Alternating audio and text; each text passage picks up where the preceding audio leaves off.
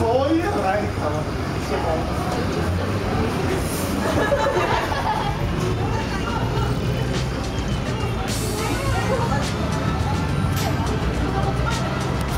morning and welcome to Dia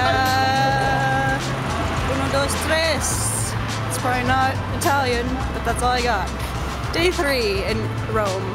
Welcome. Okay, so we were just at St. Maria's Church doing the Hand of Truth thing, or the Mouth of Truth, where you stick your hand in the mouth of the thing on the wall and tell it a lie or a truth, and supposedly it bites off your hand if you lie. So that's in that building there, and then here's this lovely fountain and this nice thing. Today we don't have much of a real plan. I'm just gonna wander around and see what I find. Might go to the Colosseum because we've been to the outside of it but not to the inside, and I think that's worth a look. But yeah, today is kind of our last full day, and we're just gonna kind of take it easy. So.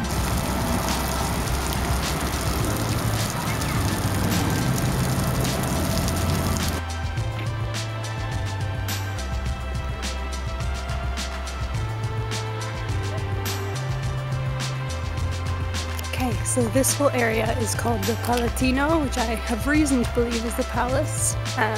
Not sure whose palace it was, but it's pretty big, so probably somewhat important. From here we're going to try to find our way to the Roman Forum and see what there is there. Alright, I got the info. It is the Imperial Palace, and it was built in 92 AD, or that's when it was completed. And it was made by the orders of the Domitian, whoever that was. But anyways, it had a public area and a private area and a stadium, so it sounds like the place to be. So this is the so-called Temple of Romulus, and no, I'm not making fun of it. It is the so-called one. So we are now in the Roman Forum, which was the center of Rome, and dare I say the world, in the 9th and 8th centuries BC. So this is where they had their churches and their markets and their politics and everything. Because back then Rome was still just a congregation of villages, as it were, and this is where they would all get together and figure things out. So it is pretty old. So this area here is where Caesar was stabbed, and Augustus decided to raise a temple to commemorate that, so that's very nice of him. It's just crazy that I'm in a place where those kind of things, like the stuff that you learn about in school, happen right there. Like, I was standing there. That's just mind-blowing. So it's a bit crazy to think how grand this all must have been back in its heyday, because now, obviously, most of it has fallen down, but you have to imagine, like, that the buildings were as tall as the columns, and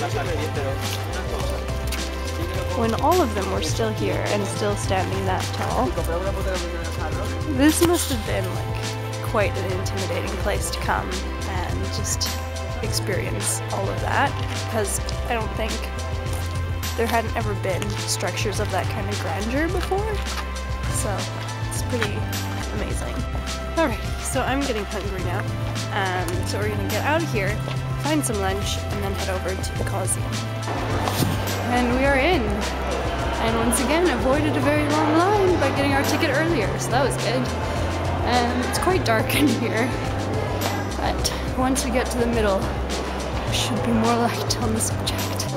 So you can see all the underground tunnels where, like, they would keep trapped lions and gladiators before they came out and stuff, and then up along here is where all the people would live, obviously.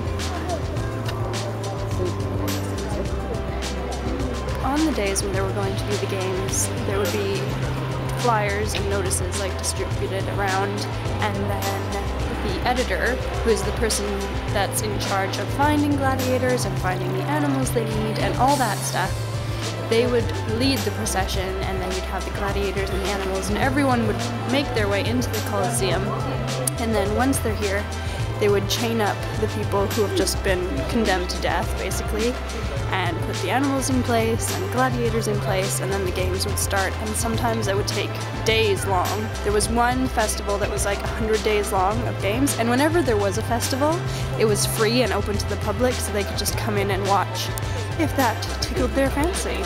So okay, I'm gonna give you some time to figure out what this is, and I'll give you some clues. Notice that there is a hoof down on the floor, someone sitting atop of it, and a rather large horse bottom. That's right, it's a horse! If you guessed horse, congratulations! Alrighty guys, so that's about all there is to see in here. There is supposedly a third level and a lower level, but I don't think we can get to those unless we're on a guided tour, which I am not. So thanks for joining me here. We'll see what we see on our way back to the hotel, but the sun is getting low, so gotta go. Okay guys, we are at Piazza del Popolo, and I think I'm just gonna hang out here for a little bit, maybe grab a coffee, and then I'm gonna call it a night. Thanks again for watching, and I will see you guys next time.